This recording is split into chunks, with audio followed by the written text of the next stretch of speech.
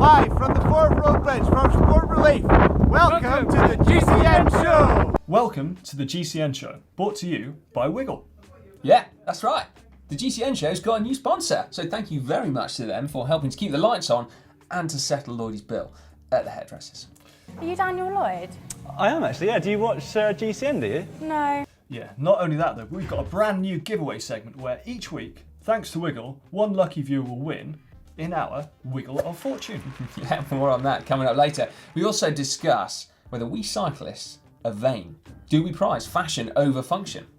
I think we can safely say that some do. Plus, we take a sneak peek at a brand new Zwift route. We've got race news from the Tour de Pharmacy, and we've got what is possibly the most relaxing video of someone cycling over cobbles ever.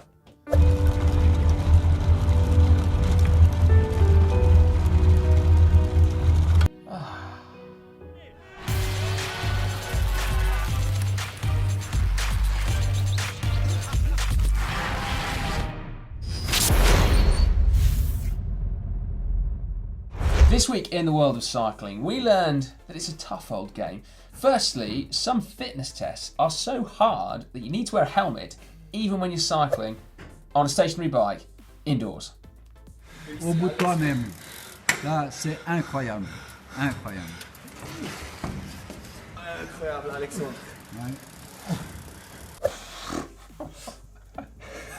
He puts me to shame that is absolutely another level of suffering.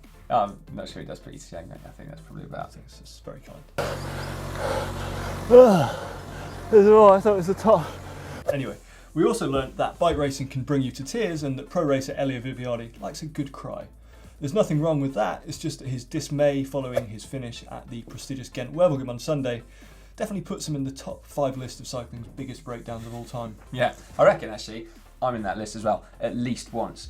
Now, the big talking point on this week's show is a touchy one. Are we cyclists vain? I mean, I know we're a little bit vain, but is it actually at the point where we prize how we look over how we ride? Fashion over function. Yeah, style over speed.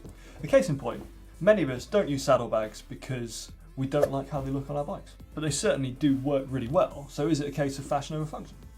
Yes, in that case, that would be. Much like top tube bags, actually. I'm told they work very well, just that I personally wouldn't want one anywhere near my bikes. Vain. Well, no. Yes. I mean, is it? Admittedly, I don't want to be seen with a top tube bag on my bike, but equally, I don't actually want to look at a top tube bag on my bike. I like my bikes to be clean and simple and minimalist, and I worry that a top tube bag will kind of ruin the vibe, you know? Okay then, so I'll let you have that one. Not using a top tube bag is not vain. Thanks, mate. But what about Rafa's new cargo shorts, which have a built-in banana hammock? Literally. Yeah, well, okay, given that it's Rafa, you kind of have to say there is a fashion element in there, but maybe utilitarian is like the new minimalist, so it is fashion. I'm not sure cargo lycra is functional, but I should probably withhold judgment till I've tried them. We should wait. Personally, I think I would rather put my banana in a top tube bag rather than cycling shorts, and that is actually saying something. Sticking with the short theme though, white shorts. Now that is a prime example of fashion over function. You know only too well, Tom, just how transparent white lycra becomes when wet. As do you, Si, because you had to race in the same peloton as me and the 5 other members of the same team during a British season. It was grim, and I should say that it was a team kit, so it wasn't vanity on my part, and also say that all of us who raced in those white shorts were sorry for our competitors, and would add that white lycra isn't necessarily fashionable.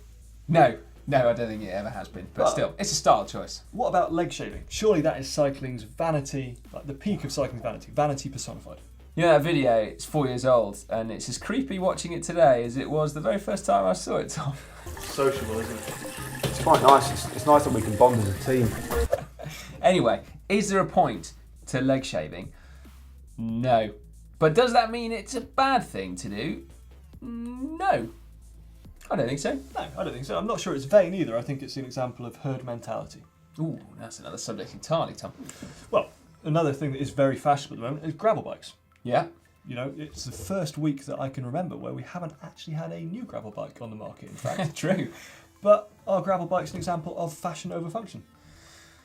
Well, actually, interestingly, I think the opposite. I think they're probably function over fashion because in many cases, I think people would be buying a road bike because, it's cooler, more stylish, when in actual fact, they may well be better suited to a gravel bike and they may well have more fun on it as well. And let's take that new Canyon Grail gravel bike. I mean, those double handlebars for a start, that is a prime example of substance over style, or at least you hope so anyway. You know what? I think it's finally a time where bike manufacturers are prizing functionality over fashion. Take trends like disc brakes, aero this, gravel that, and wider tyres. Although they are all current and emerging trends, they're actually things that are based on functionality and fact over fashion.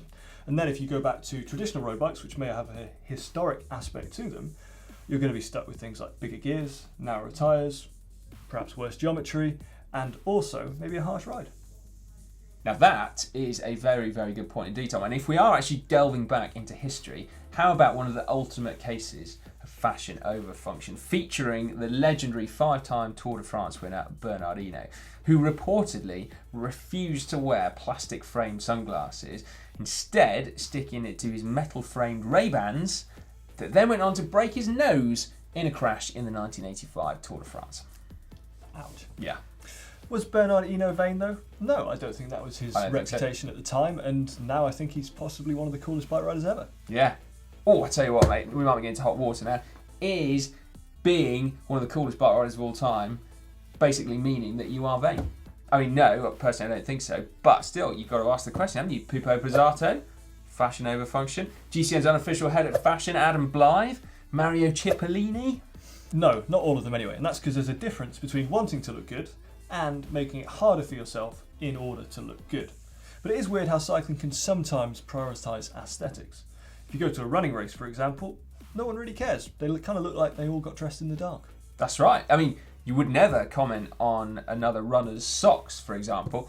You wouldn't comment on another triathlete's socks either, but that's because they're not wearing any, and it's another subject entirely. Whereas at a bike race, I mean, not only would you comment on another person's socks, you'd probably do it in the race itself. Like, we are, a serious bunch, aren't we? And we all gauge our competitors' abilities by what they're wearing, how they look, and what bike they're riding. It's like a parade, in fact, isn't it, of peacocks? Peacocks, not... Let us know what you think down in the comments. Are cyclists just too vain, or is looking good an important and integral part of the sport? Also, let us know your fashion over function or function over fashion fail. Yeah, get involved in the comment section down below. I think my biggest fashion over function fail probably is a simple one: wearing a pair of white socks at a muddy cyclocross race, and within literally 30 seconds they would never be the same again, and from then on they were brown cycling socks. Well, I think you've already detailed in perhaps too graphic detail my biggest fashion over function fail. So yeah, but it's etched into my mind, Tom. That and the leg shaving video has been a bad lead story for you, Si. Yeah. It's now time for cycling shorts. Cycling shorts now, and here in the UK we had official confirmation that bikes are now faster than cars. Yeah, you heard that right. Admittedly, there are some pretty major caveats behind that headline. So the average speed of a car in urban areas is now 18 miles per hour, according to government statistics. And that actually sees a fall of 1 mile an hour from when they did those stats 3 years ago. And although that's relatively fast for a cyclist, it is probably less than a speedy cyclist. That's right, yeah. Right, now changing the subject slightly, if you are heading over to Paris-Roubaix to watch the race and you haven't got your accommodation sorted, then this might be of interest. Journalist Daniel Freeb tweeted that there is an entire street for sale in Roubaix. Not terribly practical for overnight accommodation. Well, you say that, Tom, but each house will be for sale for €1. Yeah, which is pretty cheap, isn't it? Now, we kind of say that tongue-in-cheek, but there is, of course, a very serious element to this, and that is that the region that Paris-Roubaix takes place in is a region of high unemployment, high social deprivation, and it is not economically prosperous in any way. So you kind of got to hope, haven't you, that the race can be of some benefit, whether that's the race itself or the associated tourism that cycling brings with it. Staying with racing, the UCI has announced that they have got a new tool in the fight, or rather the mission to deter mechanical doping. That's right, they've got an X-ray van. Yeah, X-ray van. Actually, not just a van, an X-ray trailer. So the UCI say they're going to tow it to 50% of all World Tour race days. And the idea is it's going to be able to give a really quick and clear snapshot of a bike's hidden depths. Now, personally, I don't think they're going to find anything, but I really hope they don't. And I mean, I hope they don't find anything. I hope there isn't anything there in the first place to find, if you see what I mean. Yeah, I definitely second that. We've got some ultra endurance news now, and that is that the record for cycling the length of South America has been broken by a man named Dean Stott, who took 10 days off the previous best. Yeah, I don't think that's breaking. I think that's smashing it. Total time was 48 days and 54 minutes. Perhaps the most impressive part was that wasn't actually the aim. It's part of a wider trip to cycle the length of the Pan American Highway, all 22,000 kilometres of it, and smash that record as well. And he's actually a very interesting bloke by the sound of things, quite new to cycling. He used to be in the Special Forces in the UK, so the SBS to be precise, and he's doing it all to raise money for Heads Together, which is a mental health charity. Yeah, if you'd like to follow Dean's progress, we'll add a link down in the description. Hello and welcome to the GCN Wiggle of Fortune, the show within a show where each week one lucky viewer is in with a shot at winning a big prize. That's right, to play the game, what you'll need to do is sign up via the link that we'll put in the description below the GCN show each week. We will then pick a contestant at random. This week, Linda Findlay. Linda Findlay! Congratulations, you are our first ever contestant on the GCN Wiggle of Fortune. I tell you what, Tom, I'm enjoying this. Right, so basically what we'll do is we are going to spin our GCN Wiggle of Fortune, and wherever it stops, that is what you win. On it are 5 prizes, okay? 4 of them are vouchers. So prize number 4 is £25 or whatever currency you work in. Prize number 3 is £50. Prize number 2 is 75 quid. Tom, what is the star prize? The star prize, Si, is a £150 voucher.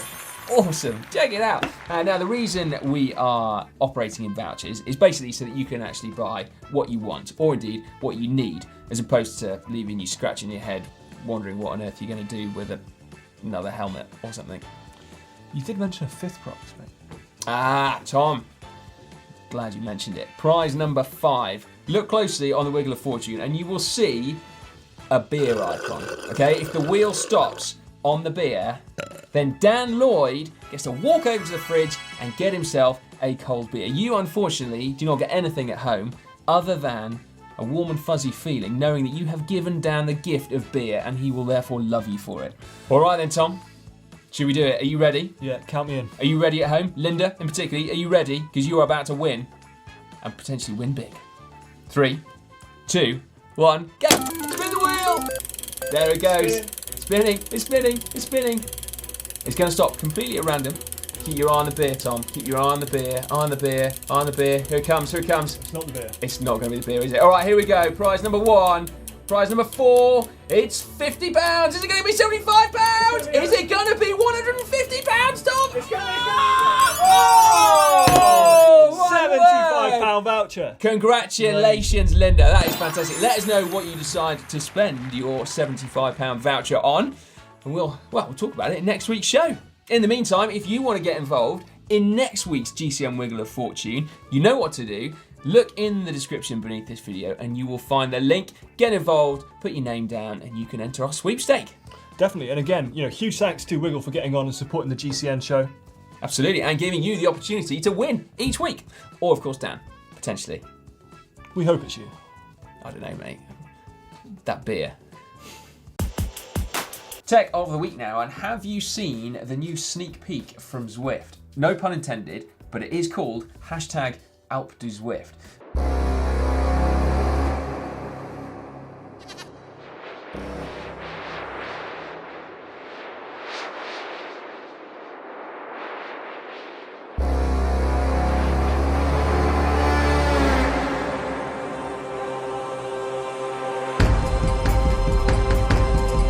Frankly, it looks like we could be having a monster new mountain pass coming to Zwift soon. Awesome stuff. We also wanted to give a shout out to our mate Rich Mitch, who you may know as the designer of Pro Cycling Portraits and also as the designer of our very own Domestique. Rich has given his Legends kit an update for this year. There you go, have a look at that. That's very colourful. Yeah, and then finally, in the absence of a gravel bike to discuss this week, we thought instead we would turn your attention to an e-bike. Oh yeah, that's right. But seriously, worth it. The Specialized Turbo Vado had a very cool accompanying video with it when it was launched. It's cool because basically it features Peter Sagan.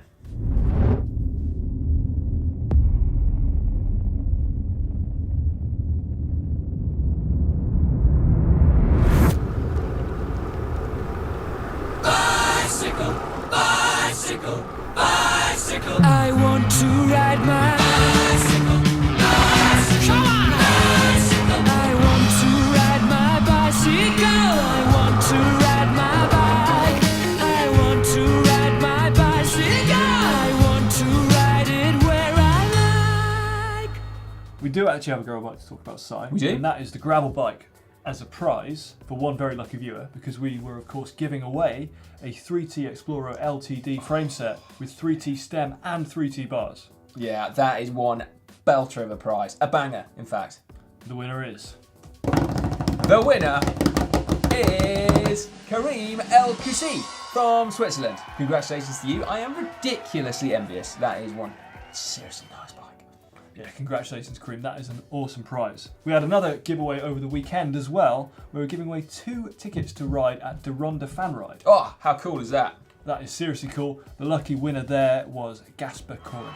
Gasper Corin, congratulations to you. That's literally where you get to ride in front of the race. In fact, in between the women's and the men's Tour of Flanders. So with all the fans and spectators out, and you get to ride your push bike on those famous roads. That is amazing. Right, unfortunately, if your name is not Karim or Gasper and you haven't won these competitions, then do not worry, because we have another one up for grabs at the moment. In fact, 5 Met Trenta carbon helmets. Lloydie unboxed them over on the GCN Tech channel now, and that competition is still open. So get on it quick. This week on Racing News, the Tour Cycliste International de la Pharmacie Centrale de Tunisie. Yep, that's right. The Tour de Pharmacie isn't just a film, it's also a bike race.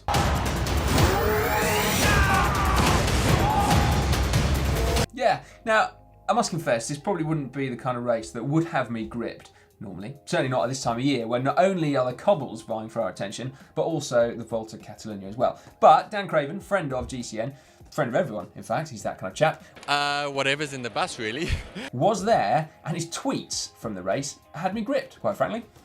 Only 45 riders actually started the race in the first place, but then Tunisia was hit by the worst weather conditions it's seen in over 20 years, so the race turned into a bit of a fiasco. Yeah, well, no, stage 1 ran relatively without incident, apart from the odd DNF, but it was on stage 2 when those weather conditions hit, and in fact only 15 riders managed to finish the stage, and it took them 5 hours and 26 minutes to do so.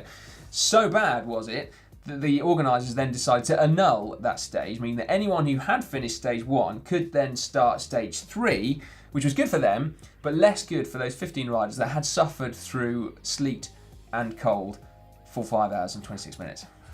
Not so fast, because the finish of stage 3 was also covered in snow, which meant that that stage was cancelled, so the organisers reverted back to the final result of stage 2 and the overall after stage 2 as the final overall result. Apparently though, the organisers did handle what is an incredibly difficult situation brilliantly, so hopefully they'll have better luck next year. Yeah, fingers crossed. That did sound like bad luck, didn't it? Right, meanwhile, the winner of Milano-San Remo, Vincenzo Nibali, was heading not to the Volta Catalunya, but instead to Austria to preview the course of this year's World Championships. In Vincenzo's own words, he said that the final climb on the circuit is like something from a mountain bike endurance event, so hard.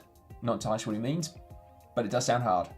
The Grammart Boden, which Nibali was talking about, sounds like a brutal climb. It's 2.8 kilometres long, average is 11.5%, but kicks up to 25% in places. And if that was not savage enough, the total elevation gain for the men's course at the Worlds this year is going to be 4,670 metres. Oh, my eyes are watering at that, but I'm also salivating at the same time, weirdly, at the prospect of watching that race and the women's race on TV. That is going to be great, isn't it? Probably one of the hardest Worlds courses for decades. In memory. I guess, yeah, fantastic. Right, now Nibali was rumoured to be heading over to the Tour of Flanders. He's not on the start list. If he does and he does something there as well. He will become officially one of my top 5 current most exciting riders in the pro peloton. That's right, he's won Grand Tours, he's won a couple of monuments now. Imagine adding Flanders to his Palmares. I mean, to be fair, he's probably already in the top 5. But anyway, that would cement his place, undoubtedly. Lastly, a quick bit of info from the Baby Giro, which is the under-23 Tour of Italy. The final stage of this race will take the form of a pursuit for the top 20 on GC. They will race up the Muro di Ca del Poggio, and the first on GC will set off first, with the others following based on their time gaps on the general classification. That sounds very cool. It does sound cool, but it also sounds terrifying. Imagine being the pink jersey holder and being chased by everyone. Imagine being the teammates. You've worked really hard for this guy all week, and then none of you in the top 20. So, you know what, mate? Do your best. Yeah, I see. You just stand at the top waiting for him. Cheer him on. Right, now, that isn't actually the end of racing news, or rather, it's the end of the news, but we have, obviously, our Cobbled Classics Fortnite running here on GCN. Loads and loads of cool videos for you.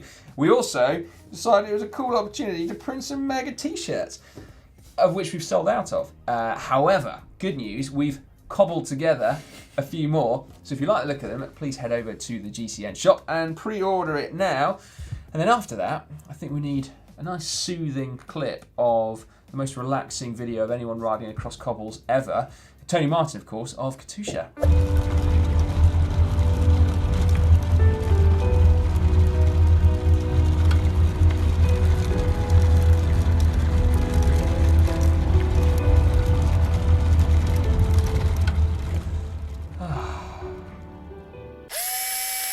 It's time now for hack/bodge of the week. One of our favourite times of the week, in fact, where you send us pictures of the very best hacks and the very worst bodges that you can find. Send them in to us on social media using the hashtag GCNHack. Right, without further ado, let's crack on, shall we? This first one from Cycle Zone in Mooloolaba. They have said, we've been in development to engineer the ultimate street gravel grinder handlebar setup. We've counted 36 hand positions and 42% more knee impingement. Not to mention the fact that you won't be able to turn the handlebars. What do you think, Tom? That pretty much sums it up, I reckon, mate. It's a bodge, yeah. You reckon it's a bodge?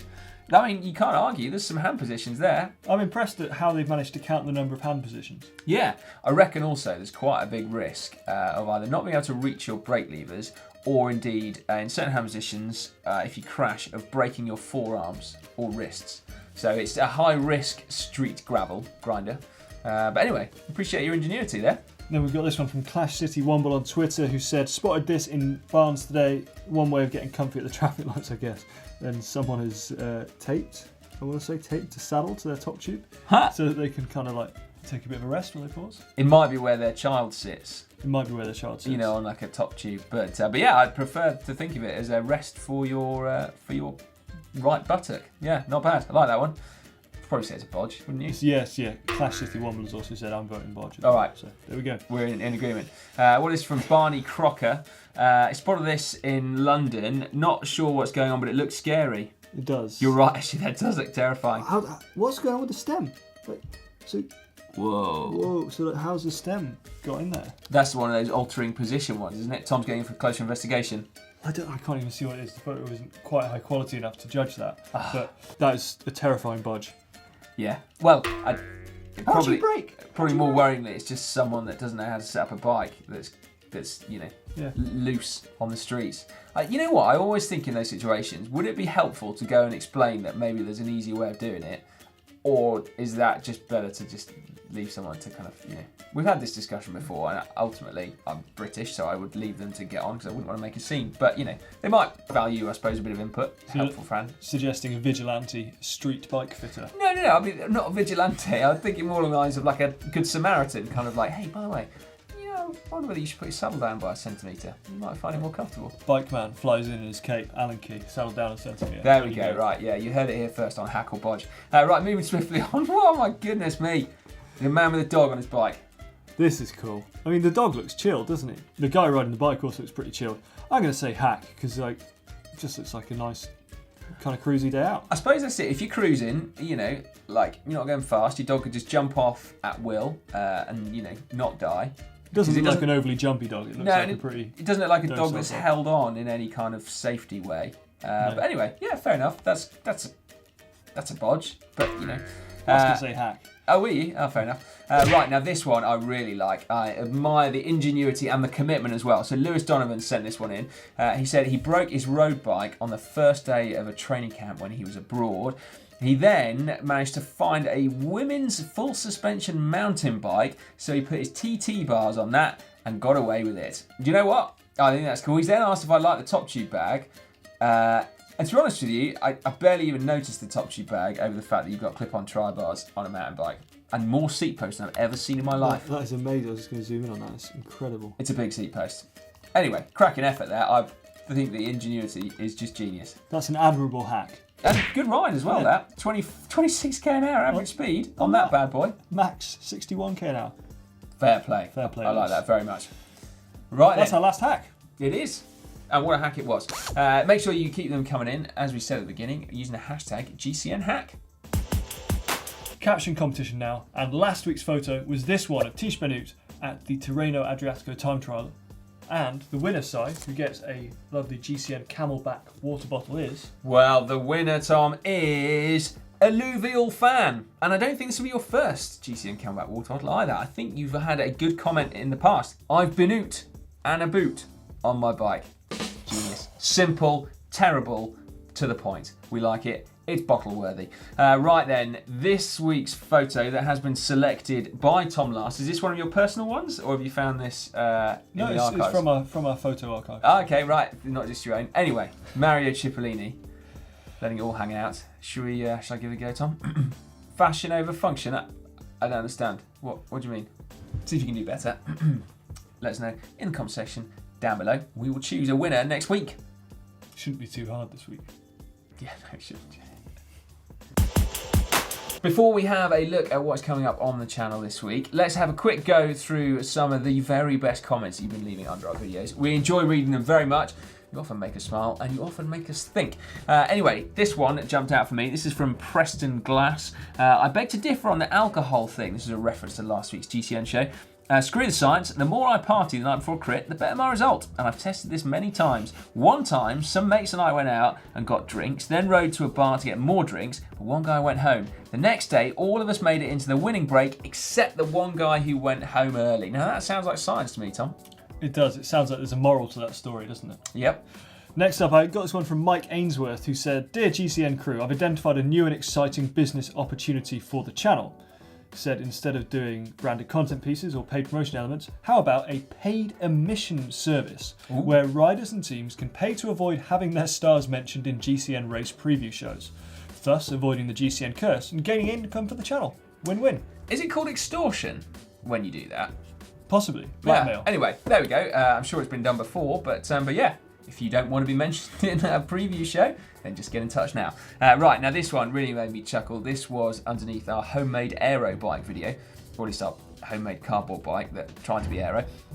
Will-Eyed Wani said this. Back in the early 80s, a mate had a lovely 531 steel frame, which he decided he'd make faster by moulding teardrop sections around the upright tubes with body filler. Needless to say, he wasn't any faster, and he ended up destroying the frame by riding head down into a parked car during the testing phase, which I thought was great. That's very, very funny. Yeah. On Wednesday, coming up on the channel, we've got how to ride a century or 100 miles or 160 kilometres. On Thursday, 161.4 apparently, according to Emma. 161.4 kilometres. On Thursday, we've got 10 riders to watch at the Tour of Flanders and a bonus video, 5 of the toughest climbs in Flanders. On Friday, we take a look at some top secret new wheels. Oh yeah. Then on Saturday, Matt and Dan investigated what is the best tyre size / pressure to run on the cobbles of Roubaix.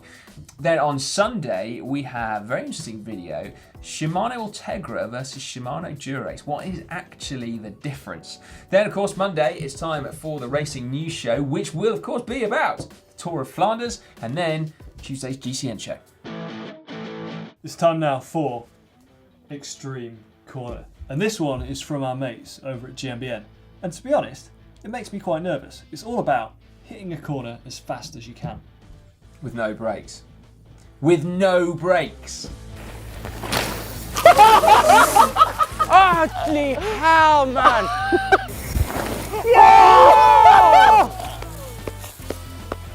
Oh, well, I'm glad. So stupid! No. Front and back bottomed out. Tom, I'm slightly confused by that. I mean, impressive though it is. Why would you take your brakes off? I have no idea. I can confirm that Blake is not hurt. I have seen him earlier today. Fair play to the guys. I mean, that really is quite impressive riding and slightly mad. Right.